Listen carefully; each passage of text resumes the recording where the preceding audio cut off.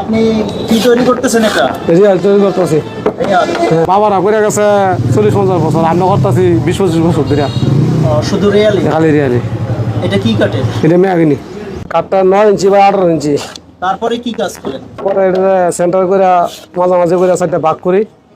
ভাগ করে আমি এটা ভালো কাটি, কাটার পরে আমি জায়গা সুমলিতে ফাড়ি, মেশিন দিয়ে ফাড়ার পরে ফ্রান্সিপ পরে তৈরি করি।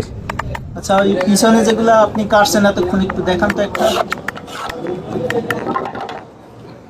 এই যে কাটছেন, তারপরে কি করবেন এখন? এখন এটা মেশিনে রান্না করুম, রান্না করে এটা ওই করার দিয়ে কাটিং করুম, কাটিং করার পরে আমি এটা ফিনিশিং দিমু, পরে এটা সুমিলে নিয়ে যাবো, সুমিলে যাওয়ার পরে এটা ডিজাইন করে আমরা ঢাকা সাপ্লাই দিই বাংলা বাজার। প্রতিদিন কত পিস রিয়াল তৈরি করতে পারেন? প্রতিদিন আমি 40 পিস। শেষ পর্যন্ত গেলে 20 মিনিট সময় নেব। 20 মিনিট সময় মাত্র? মাত্র। আচ্ছা, এটা কত টাকা দামে বিক্রি করেন আপনারা? এটা আমরা 220 টাকা। 220 টাকা পাইকারি? পাইকারি।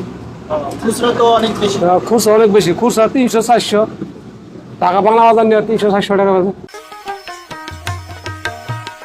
সমিলে কাট কাটা হয়, তারপরে জালি কাটা হয়, আবার এই রাউটার দিয়ে বল মেশিন করে এই যে ডিজাইনগুলো দেখছেন এইটাও করি, এইটা দিয়েই করি, ঠিক আছে।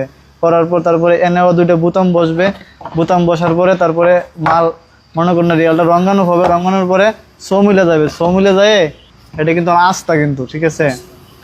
এটা কিন্তু 2 পার্ট হয়, সমিল আছে, সমিলে দিয়ে সেটা এইদিকে ফাড়া হয়, এইদিকে ফাড়া হয়, তারপরে মনে করেন না এভাবে দিলেন তারপরে মানে খুলে যাবে।